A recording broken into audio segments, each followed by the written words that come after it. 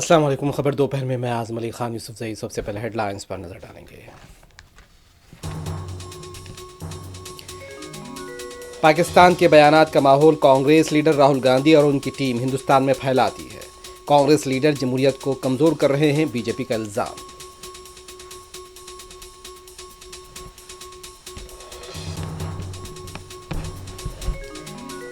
तहकीक और तरक्की में सरमायाकारी की जरूरत, तभी हम आज की जंगें कल की टेक्नोलॉजी के साथ जीत पाएंगे। चीफ ऑफ डिफेंस स्टाफ का खिताब।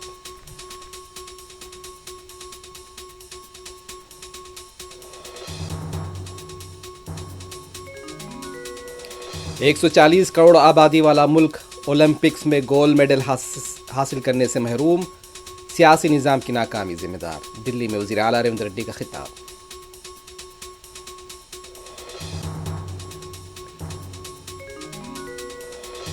हिंदुस्तान में एप्पल के नए 17 प्रो मोबाइल के फरोख्त का आगाज, मुल्क भर में स्टोर्स पर कतारें। ढक्कन पील के मनासिब।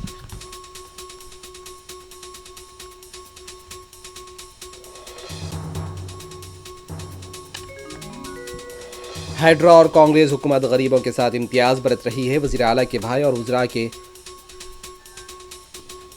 मकानात को क्यों नजरअंदाज किया जा रहा है, केटीआर का सवाल।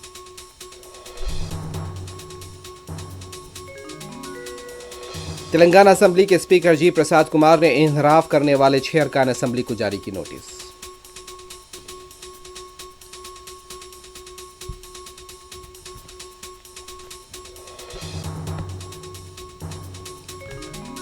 हैदराबाद के कोकापेट में बीवी के हाथों शौहर का कत्ल, घरेलू झगड़े के बाद चाकू से वार।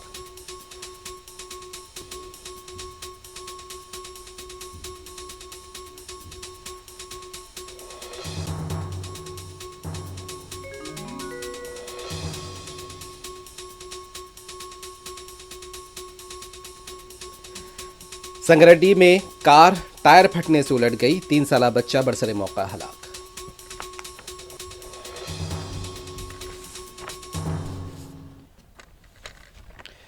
मरकजी वजीर किरण रिजिजू ने कहा है कि पाकिस्तान जो भी बयानात का माहौल बनाता है वही राहुल गांधी और उनकी टीम हिंदुस्तान में फैलाती है।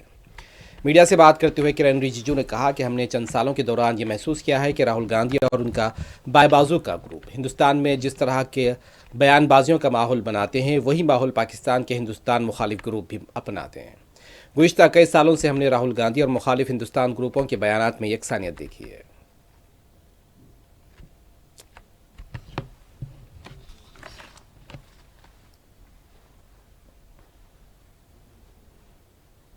any other institution, or he cannot shift the focus to something else. And whatever the narratives Pakistan creates, same narrative is propounded by Rahul Gandhi and his company here in India. So we have realized in last so many years, whatever Rahul Gandhi and his left group speaks about and tries to create a narrative in India, same thing is found to be used by the anti-Indian groups and the elements in Pakistan. So that similarity we have found over the years.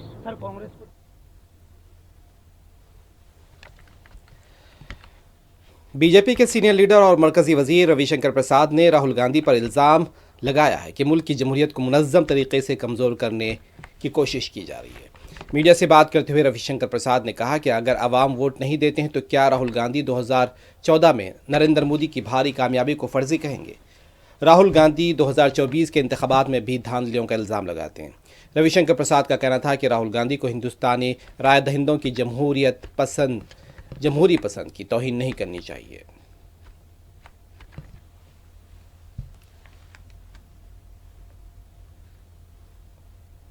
और क्यों आरोप लगा रहे हैं?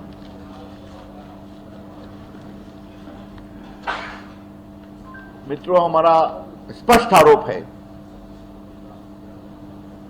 3, राहुल गांधी भारत के लोकतंत्र को योजनाबद्ध तरीके से कमजोर करने की कोशिश कर रहे हैं। क्यों? क्योंकि जनता उनको वोट नहीं देती, वो हार जाते हैं और वो मानते हैं कि देश पर राज करने का पट्टा तो उनको ही चाहिए, परिवार को मिला हुआ है। तो समस्या जनता उनको वोट नहीं दे तो वो क्या करें। इसीलिए वो 14 के मोदी जी के चुनाव को फर्जी मांग रहे हैं, बता रहे हैं,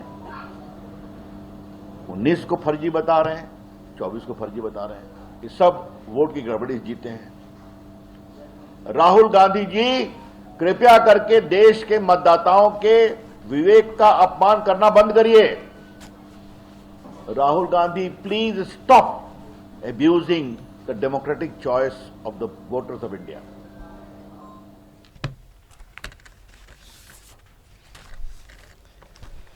हिंदुस्तानी फौज के chief of defence staff general Anil Chauhan ने कहा है कि हमें न सिर्फ प्लेटफॉर्म्स को तरक्की देना है बल्कि हथियारों के निज़ाम और नेटवर्क्स में भी खुद इन्हिसारी को फ़रोग़ देना होगा।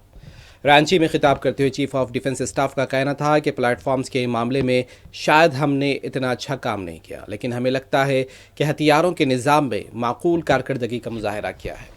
जनरल अनिल चौहान का कहना था कि हमें तहकीक और तरक्की में सरमाकारी की ज़रूरत है, तभी हम आज की जंगें कल की टेक्नोलॉजी के साथ जीत पाएंगे।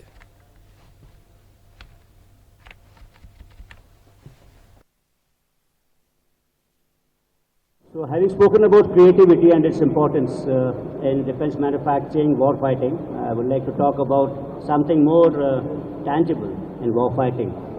It's my belief that, it's not a belief, actually it is that any warfighting system consists of three primary things.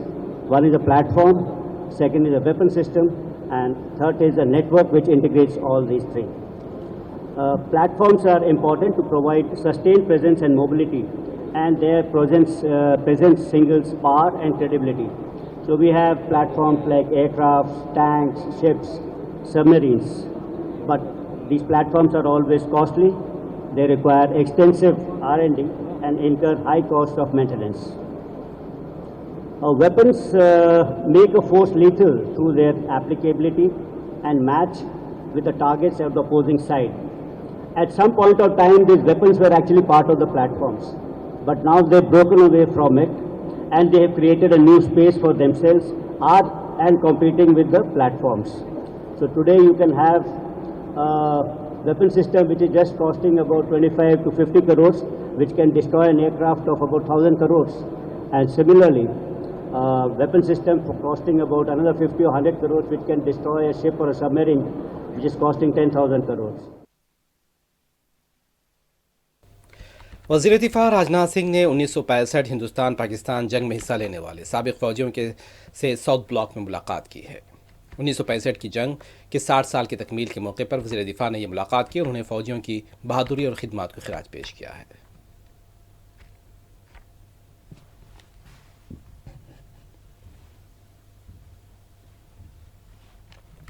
वज़ीर आज़म नरेंद्र मोदी ने आज अपनी क़यामगाह पर पौधा लगाया। ये पौधा बरतानिया के बादशाह चार्ल्स सोवम ने खुसूसी तोहफे के तहत दिया था। यह पौधा दोनों ममालिक के दरमियान बाहमी दोस्ती की अलामत है।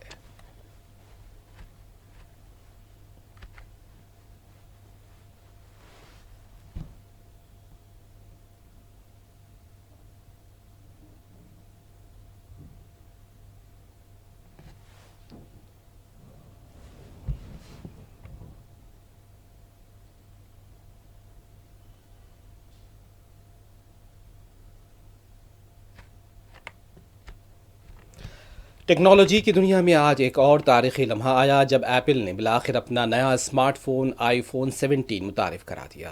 हिंदुस्तान में इस फ़ोन का जुनून इस कदर बढ़ चुका है कि लॉन्च से कई घंटे पहले ही दिल्ली और मुंबई के मुख्तलिफ स्टोर्स के बाहर ख़रीदारों की लंबी कतारें नज़र आई हैं। दिल्ली के साकिब इलाके में वाक़ सेलेक्ट सिटी वॉक मॉल के बाहर दर्जनों लोग दरमियानी शब से ही लाइन में लगे थे। रात के ठीक 12 बजे कतारों की सूरत में ये मनाजिर इस बात की अक्कासी कर रहे थे कि सारिफीन के लिए ये नया फ़ोन महज एक गैजेट नहीं है बल्कि एक स्टेटस सिंबल बन चुका है। कई ख़रीदार अपनी बारी का इंतज़ार करते हुए फ़ोन लॉन्च होते ही उसे हाथ में लेने की ख्वाहिशमंद दिखाई दिए। इसी तरह मुंबई के बांद्रा में भी कॉम्प्लेक्स में वाक़ एप्पल के ऑफिशियल स्टोर्स के बाहर भी सुबह से ही आवाम का हुजूम देखने को मिला। रिपोर्ट्स के मुताबिक कुछ लोग 7 से 8 घंटे से इंतज़ार कर रहे थे, जबकि कई ऐसे सारिफीन भी मौजूद थे जिन्होंने पहले से फ़ोन की बुकिंग नहीं की थी, लेकिन फिर भी उम्मीद में कतार में लगे रहे, शायद उन्हें भी नया मॉडल मिल जाए।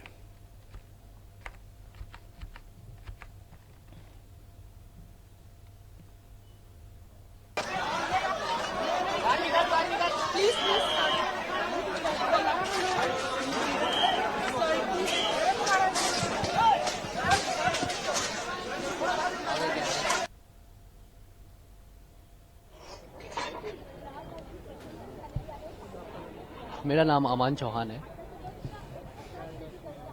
ये 17 प्रो मैक्स है, एक 256 GB है और एक 1 टेराबाइट है। मैंने रात में 12 बजे से लाइन लगाया था, तो अब जाके मुझे मिला है। 8 बजे का मेरा स्लॉट बुक हुआ था और अभी मुझे जाके मिला है। एक 1 टेराबाइट लिया हूँ और एक 256 GB मिला मुझे। ये न्यू फीचर्स है इसके अंदर, जैसे डिस्प्ले में न्यू फीचर्स है और इसके कैमरे में जूमिंग दिया है एंड कलर है ऑरेंज कलर, न्यू कलर है। इसकी बहुत डिमांडिंग है।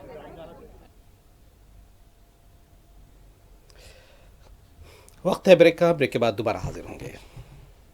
हीरा भाई ज्वेलर्स, जहां भरोसा भी है खूबसूरती भी। 1958 से नामपल्ली में हीरा भाई ज्वेलर्स आपका भरोसा जीत रहे हैं। कोई खास डिजाइन चाहिए, हमारे कस्टम ज्वेलरी सर्विस के साथ अपने सपनों का जेवर बनवाएं। 100% वैल्यू पाएं ओल्ड गोल्ड एक्सचेंज पर। हीरा भाई के मंथली सेविंग्स से ज्वेलरी लेना और भी इजी है। थोड़ा थोड़ा जमा करो, अपना मन पसंद खजाना ले लो। Specialised in light weight jewellery, नजाकत जो महसूस हो। हीरा भाई ज्वेलर्स, जहां भरोसा चमकता है। Nampally and Masab tank.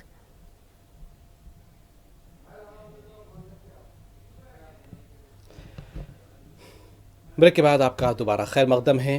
तेलंगाना के वज़ीर आला रेवंत रेड्डी ने कहा है कि 140 करोड़ आबादी वाला मुल्क ओलंपिक्स में गोल्ड मेडल हासिल करने से महरूम रहा।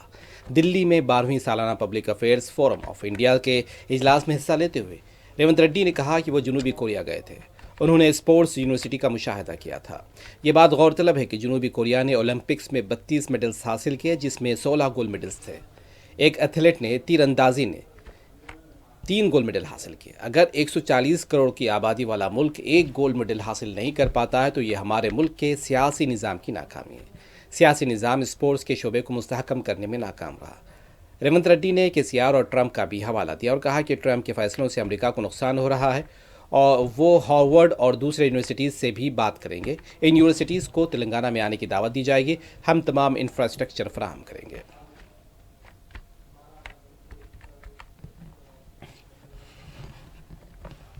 We have 140 crore population, whereas South Korea is a small country. When I visited South Korea Sports University, the sports university area is only 30 acres. South Korea has got 32 gold medals in Olympics. Out of that 32, 16 gold medals have got only South Korean Sports University. Out of that, one girl, she has got 3 gold medals in archery. I was surprised. So 140 crore population is not getting one single gold medal in Olympics. This is political failure. Political executive has failed to build this structure.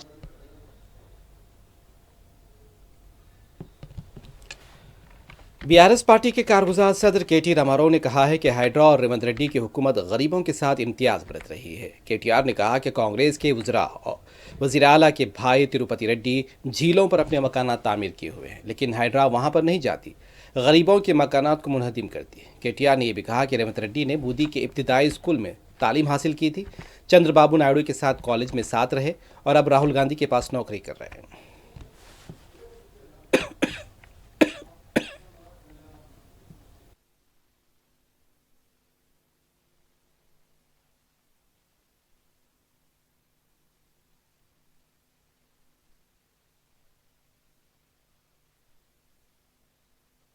నేనేదో ఓట్ల కోసం మాట్లాడతలేదు. నేను ఒక మాట మాత్రం ఖచ్చితంగా మీకు చెప్తున్నా, యాద పెట్టుకోండి. ఈ హైడ్రాకు ఈ ప్రభుత్వానికి నీతి ఉంటే పెద్దవాడు పేదవాళ్ళు అనే తేడా లేకుండా పనిచేస్తామనే ఆలోచన గిన్ని ఉంటే మరి ఒకటే తిరిగి పనిచేయాలి. అదే ముఖ్యమంత్రి గారి అన్ననేమో చెరువులో ఇల్లు కడితే ఆడికి హైడ్రా పోదు, బుల్డోజర్ పోదు. మంత్రులు చెరువులలో తాలాబుల ఇల్లు కడితే ఆడికి పోదు. మేము సాక్ష్యాలతో సహా ఇచ్చినాం, పేపర్లో పెట్టినాం, టీవీలో పెట్టినాం, బయట పెట్టినాం. ఇగో పట్నం మహేందర్ రెడ్డి ఇల్లు చూడు, పొంగులేటి శ్రీనివాస్ రెడ్డి ఇల్లు నీళ్ళల్లో ఉంది, వివేక్ డాక్టర్ వివేక్ మీ దగ్గరే తిరుగుతున్నాడు మంత్రి, ఆ ఇల్లు నీళ్ళలోనే ఉంది, కేవీపీ రామచంద్రరావు ఇల్లు ఎఫ్టీఎల్ ఉంది. వాళ్ళ ఉలగొట్టి ఇక్కడికి రా నువ్వు అంటే మాట లేదు. ముఖ్యమంత్రి సొంత ఇల్లు కొడంగల్ల, రేవంత్ రెడ్డి సొంత ఇల్లు కొడంగల్ల రెడ్డి కుంటలు ఉన్నది. రెడ్డి కుంట అంటే ఏంది? కుంట అంటే చెరువే కదా, చెర్లనే ఇల్లు కట్టిండి నేను కొడంగల్లా. ఇక్కడికి వచ్చేమో పెద్ద పెద్ద మాటలు చెప్తాడు. వాళ్ళ అన్న దుర్గం చెరువులో కట్టిండి ఇక్కడ ఇల్లు, తాలాబులు ఉంది అది కూడా. ఆ ఇల్లుకు ముట్టరు, హైడ్రా పోదు. కానీ ఈజీగా దొరికేటోళ్ళు ఎవరు? గరీబోళ్ళు. అడిగేటోడు లేడు, మిమ్మల్ని కాపాడేటోడు లేడు అన్నట్టు, మీకు ఆవాజ్ లేదన్నట్టు కొట్టేస్తాం. తోడు దెంగే కోన్ దేకితే క్యా కర్తే క్యా కర్లేతే అన్నట్టుగా ఈరోజు వ్యవహారం ఉన్నది. तेलंगाना स्पीकर जी प्रसाद कुमार ने इनहराफ करने वाले 6 अरकान असम्बली को नोटिस जारी की है। जरा के मुताबिक जे संजय पोचारम, श्रीनिवास रेड्डी, के यादయ్య, टी वेंकट राव, बी कृष्णा मोहन रेड्डी और जी महिपाल रेड्डी को नोटिस जारी की गई। स्पीकर इन अरकान से मुलाकात भी कर सकते हैं।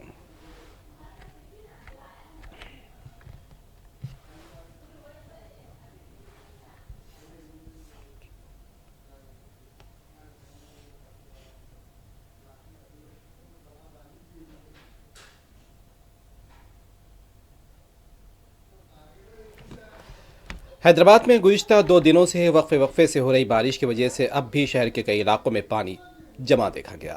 इतवार की रात शदीद बारिश हुई, जुमेरात की दोपहर ज़बरदस्त बारिश हुई। अब तक 4 अमवात की तलात हैं। एक नौजवान की लाश मिली है, जबकि मज़ीद 2 लाशों की तलाश का काम जारी है। गुज़िश्ता रोज़ एक लाश हैदराबाद से 70 किलोमीटर के दूर फासले पर पाई गई। आज भी लिंगमपल्ली और दीगर रिहायशी इलाकों में पानी जमा देखा गया है। आवाम को काफ़ी मुश्किलात का भी सामना करना पड़ रहा है।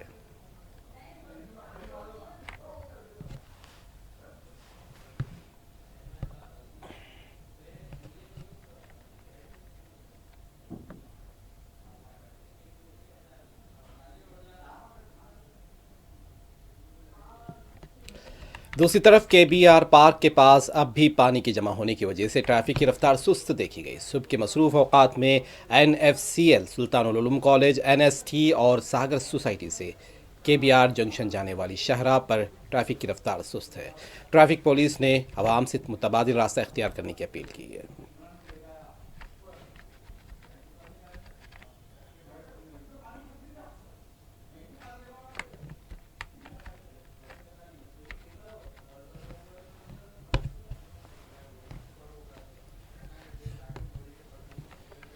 हैदराबाद के कोकापेट में बीवी के हाथों शौहर के कत्ल का वाक़या पेश आया है। आपसी झगड़े के बाद बीवी ने शौहर पर चाकू से वार किए। पड़ोसी लोगों ने घर से चीखो पुकार सुनी पड़ोसियों ने, और जब उन्होंने मकतूल के घर जाकर देखा तो खातून का शौहर खून में लथपथ था। उसे फौरी दवाखाना मुंतकिल किया गया, जहाँ वो इलाज के दौरान जाँ बरन हो सका। इस सिलसिले में मुतालिका पुलिस तहक़ीक़ात कर रही है।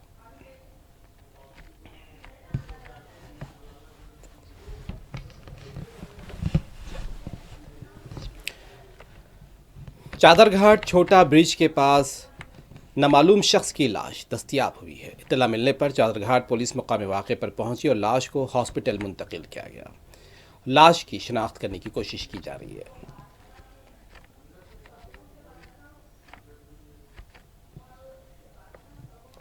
संगारेड्डी के हाईवे पर टायर के फटने से गाड़ी बेकाबू होकर उलट गई। हादसे में 3 साला बच्चा हलाक हो गया। दूसरे मुसाफिरीन महफूज बताए गए हैं। इत्तला मिलने पर पुलिस मकाम वाक़े पर पहुंची। लाश को पोस्टमार्टम के लिए हॉस्पिटल मुंतकिल किया गया है। मज़ीद तहक़ीक़ात जारी है।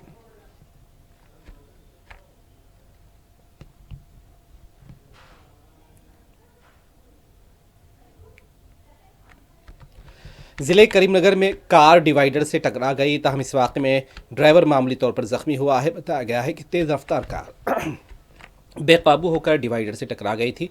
कार हैदराबाद से करीमनगर जा रही थी और इस वाक़े का CCTV भी सामने आया है। ताहम इस वाक़े में बाइक सवार और एक ऑटो रिक्शा बाल बाल बच गए।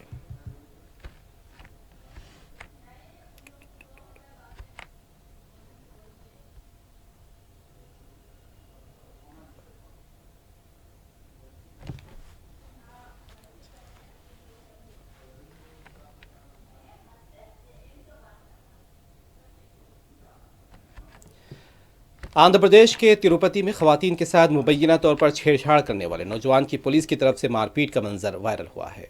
बताया जाता है कि तिरुपति के पास लैला महल जंक्शन के पास 6 लड़के रास्ता चलने वाले खवातीन को छेड़ रहे थे। शिकायत मिलने के बाद पुलिस मकाम वाक़े पर पहुंची। लंबी सड़क उन्हें सबक सिखाया गया। नौजवान वहां से भागते भी देखे गए, ताहम मकामी अवाम ने भी उनकी पिटाई की।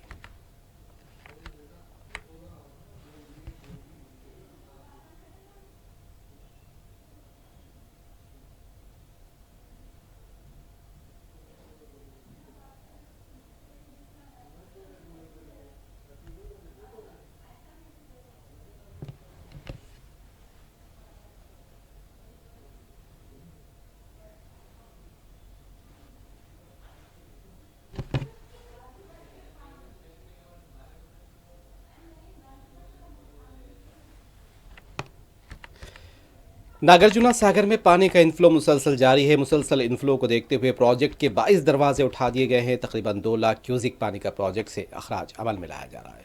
हालिया एक हफ्ते से तेलुगु रियासतों में वक्फे से बारिश हो रही है और इसी के तनाजुर में आबी ज़खायर के दरवाजे उठाए जा रहे हैं।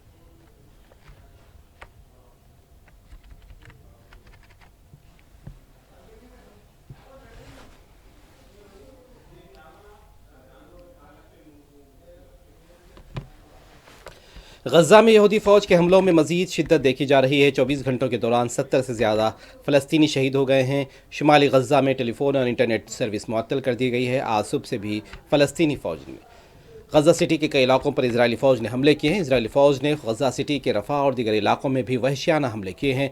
जनूबी गजा के इलाकों में भी यहूदी फ़ौज के हमलों में मासूम बच्चों की शहादतें हुई हैं। मवासी के इलाके में भी यहूदी फ़ौज ने हमले किए हैं।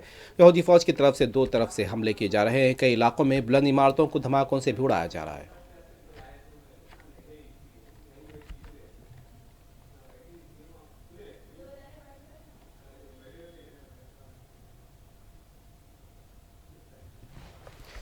यहूदी फ़ौज की बदतरीन हमलों के दौरान हज़ारों फ़लस्तीनी नकल मकानी पर मजबूर हुए हैं। फ़लस्तीन के शोबे शुमारियात के मुताबिक गजा की तकरीबन 21 मिलियन आबादी का 35% हिस्सा बेघर है और नकल मकानी पर मजबूर है। यहूदी फ़ौज गजा के शुमाली इलाकों से दाखिल होकर हमले कर रही है। बताया गया है कि कई फ़लस्तीनी ख़ानदानों के पास अब रहने के लिए कोई ठिकाना नहीं और यहाँ तक के शेल्टर होम और खैमों को भी यहूदी फ़ौज ने निशाना बनाया है। मौत साए की तरह बेघर फ़लस्तीनियों का पीछा कर रही है। इजराइल की तरफ से जबरन फ़लस्तीनियों को उनके घरों से निकाला जा रहा है।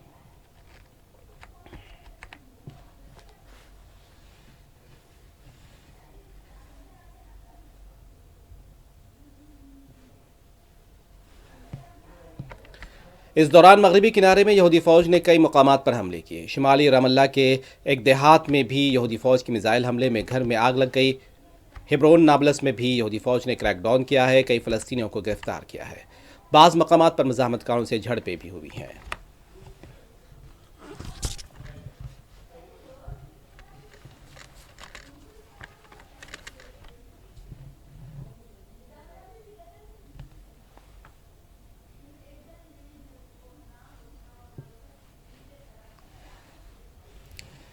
आखिर में हेडलाइन से एक मरतबा फिर।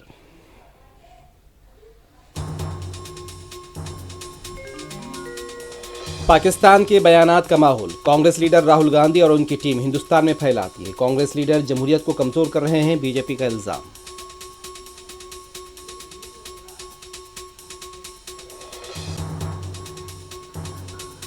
तहकीक और तरक्की में सरमायाकारी की जरूरत, तभी हम आज की जंगें कल की टेक्नोलॉजी के साथ जीत पाएंगे। चीफ ऑफ डिफेंस स्टाफ का खिताब।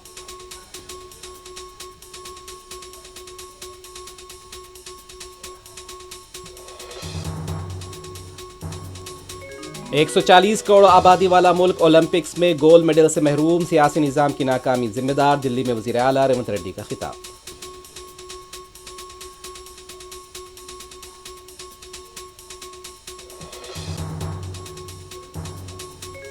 हिंदुस्तान में एप्पल के नए 17 प्रो मोबाइल के फरोख्त का आगाज। मुल्क भर में स्टोर्स पर कतारें, धक्का-मील के मनाज़िर।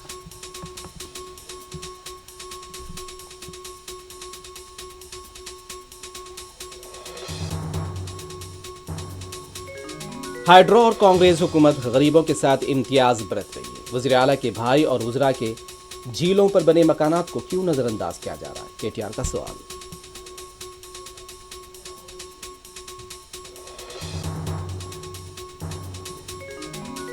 तेलंगाना असेंबली के स्पीकर जी प्रसाद कुमार ने इनहराफ करने वाले 6 अरकान असेंबली को जारी की नोटिस।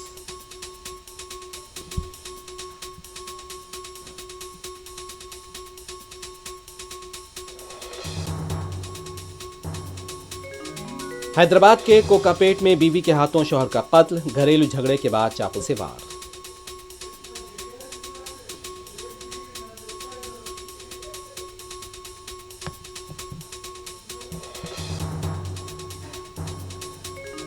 संगारेड्डी में टायर फटने से कार उलट गई, 3 साला बच्चा बरसरे मौका हलाक।